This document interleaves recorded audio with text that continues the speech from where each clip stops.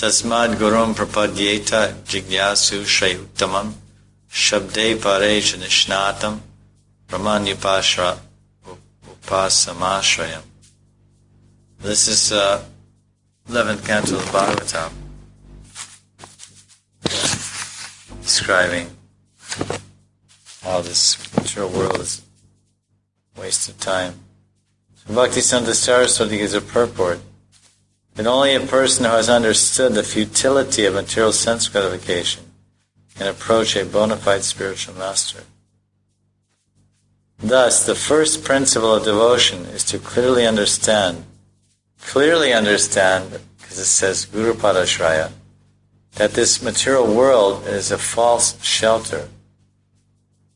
It's not real shelter. Dreams, people, friends, relatives, wives, husbands, children.